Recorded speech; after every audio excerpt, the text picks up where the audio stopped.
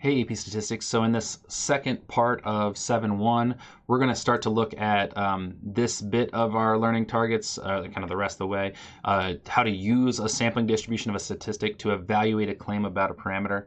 And we're going to look at that going straight into an example here. So the problem here, to determine how much homework time students will get in class, Mrs. Lin has a student select an SRS, a simple random sample, of 20 chips from a large bag.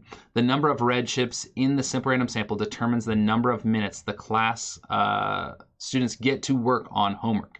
Mrs. Lin claims that there are 200 chips in the bag and that 100 of them are red. When Jenna selected a random sample of 20 chips from the bag without looking, she got 7 red chips. So 7 out of 20. Does this provide convincing evidence that less than half of the chips in the bag are red? So we're kind of trying to draw a conclusion about the population, the entire group, based on a sample. What we're trying to do here is kind of our start of inference.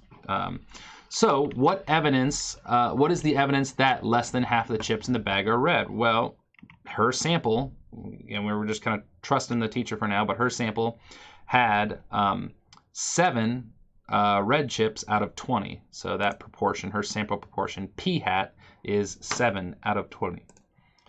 So that proportion could, is less than 50%. So that is evidence. So then the next big question is, what are 2 possible explanations for that?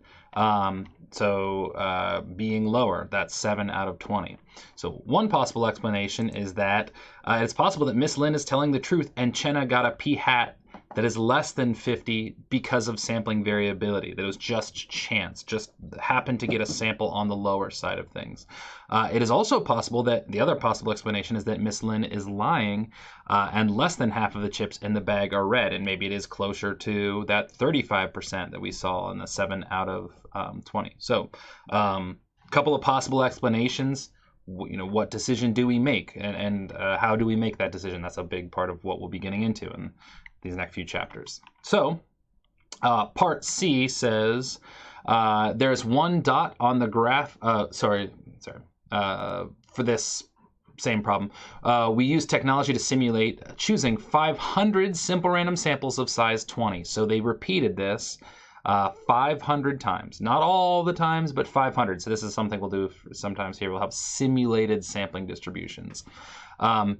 Picking 20 chips, sample size 20, from a population of 200, where with 100 red and 100 blue. And so we simulate that. And so this is likely done with technology. You could technically get a bin of 100 red chips and 100 blue chips and sample 20, sample 20, sample 20, keep doing that 500 times. But most likely this was done with technology where they used randomness to see, what the results would be. And so this dot plot shows the p hats, the sample proportion of red chips from each of the 500 samples. And so we see this shape, and yeah, it ends up having kind of a nice shape. In fact, it maybe even kind of looks bell-shaped or maybe even normal. We'll get back to that and how close to normal that thing actually is.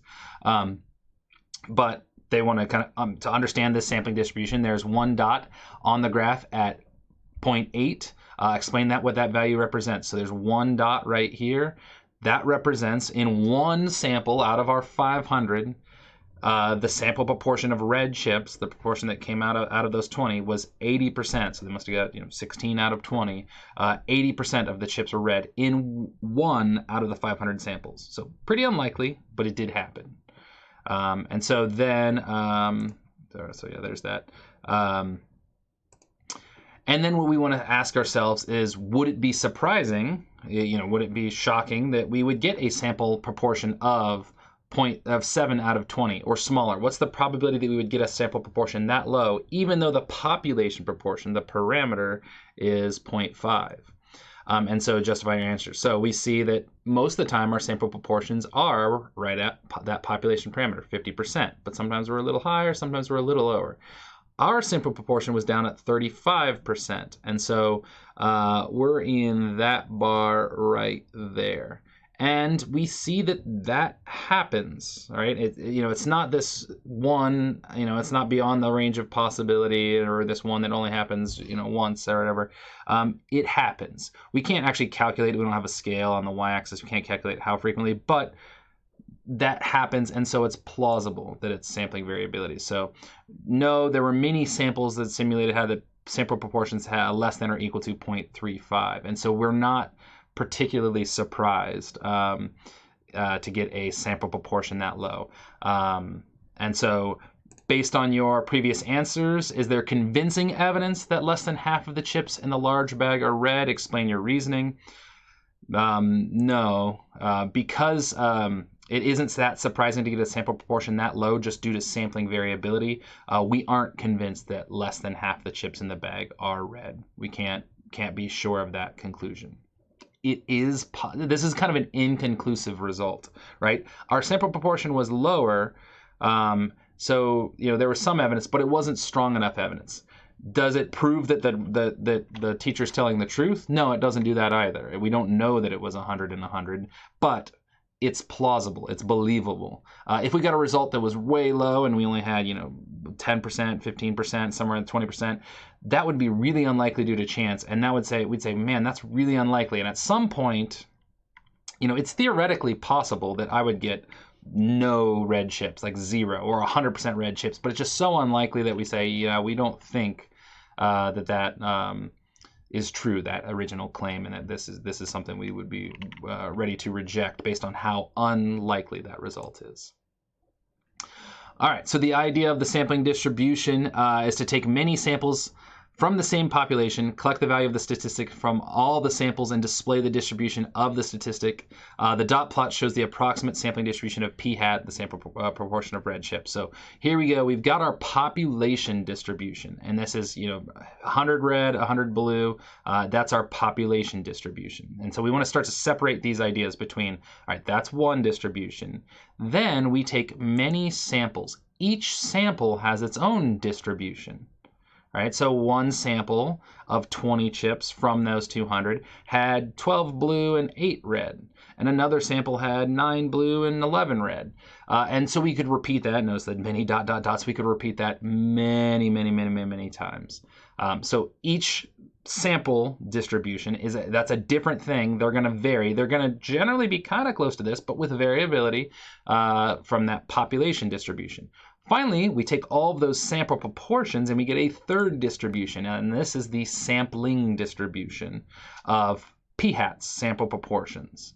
So there are 3 different distributions going on here. We have the population distribution, the sample distribution, and the sampling distribution. Important to have a distinction between the sample or samples distribution and the sampling distribution. Those are concepts that are frequently confused and mistaken and written about improperly on the AP test and so on. So the population distribution gives the values of the variable for all individuals in the population. That's this first one. The distribution from sample data shows the variable, the values of that variable in a sample. And then the sampling distribution of the sample proportion, in this case, is our p-hats, displays the values of p-hat in all possible samples of the same size. So terminology matters. Never just say the distributions. Always say the distribution of blank or the blank distribution. Being careful to distinguish the distribution of the population, the sample data, and the sampling distribution of a statistic.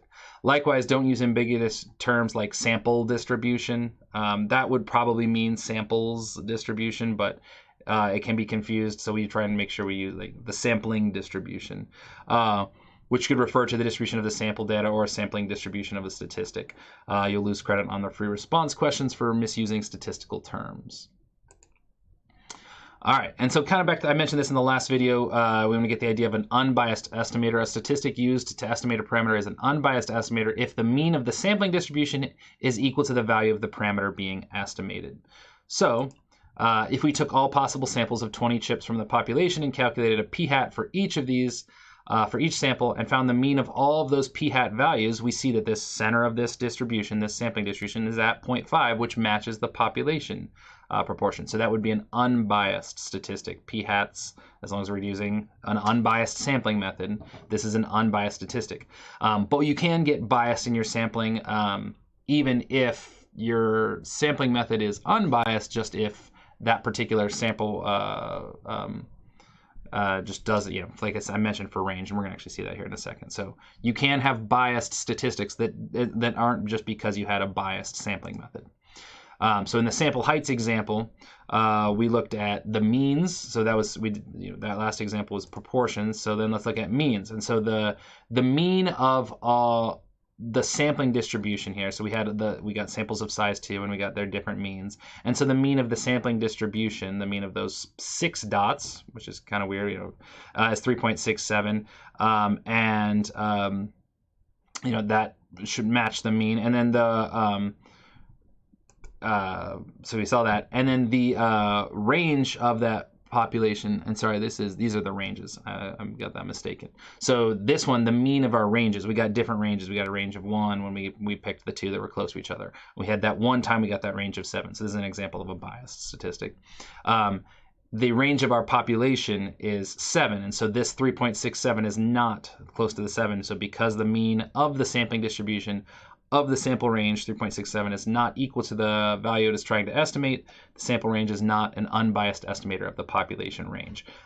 You will never overestimate a population range, right? So when you try and get it from your sample range will always be equal to or smaller, probably smaller than the actual population range. So that is a biased statistic, even if we're using an unbiased sampling method. So to get a trusty estimate of an unknown population parameter, start by using a statistic that's an unbiased estimator. And then unfortunately, using an unbiased estimator doesn't guarantee that the value of your statistic will be close to the actual parameter value. So even if we get a p-hat and it's, on average is going to be close, it doesn't guarantee it. We're going to have results where we're higher or lower, than the actual population proportion. And so that's variability we can't completely eliminate. However, if we would prefer, we prefer for our statistics to vary less from the actual parameter value. And so the big key here is get larger samples. Larger samples tend to produce estimates that are closer to the true population value. And you guys already knew this, but this is maybe just thinking about it in a different way or showing it in a different way.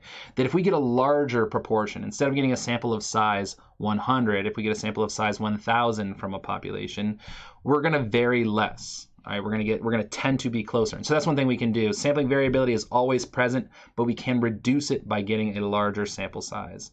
And so that's going to be a key. The bigger the sample, generally the better for our purposes. So in many cases, it is obvious which statistics should be used as an estimator of the population parameter. So for instance, if we want to estimate the population proportion, we use the sample proportion. If we want to estimate a population mean, we use a sample mean. And those are both the two we're going to focus on by far the most. Those are good numerical summaries of quantitative and categorical data. They're both unbiased estimators. So to decide which estimator to use when there are several reasonable choices, consider both bias and variability. And so this is, I think we kind of brought up this analogy a little bit before, but bias is when you're kind of off target. So this example has, A here has high bias and low variability. A lot of precision, probably from a very large sample, but it's a biased statistic. And so you're just going to be, you're going to miss the target, right? And you're going to miss by a certain amount. And usually you don't know how much you're going to miss by, like this case tends to suggest. So that's bad. I mean, this is real bad. Both of these are real bad where we have high bias. We want to definitely start with an unbiased estimate, but down here, this is our best result. So both of these are unbiased. They're centered on the target, but this one is the precise one. Must be, that's a unbiased statistic with a large sample size, so not a lot of variability. So bias means that our sample statistics do not center on the population parameter. In other words, our estimates are not accurate. High variability means that repeated samples do not give very similar results. In other words, our estimates are not very precise. So make sure that this is our situation we want to be in. This is better than either of these two. Bias is bad. These are both just bad. It's extra precision with your bias isn't really all that helpful. They're both really bad. So right there is where we want to be. So make sure to understand the difference between accuracy and precision when writing responses on the AP Statistics exam. Many students use accurate when they really mean precise. Increase the sample size doesn't make it more accurate; it makes it more precise, reduces variability. So try and use those words as you can. And yeah, they get that language right. So increasing accuracy is just basically like if we could remove bias somehow, if we could make sure we get a more representative sample or choose a better statistic to estimate that. And so that is section 7.1.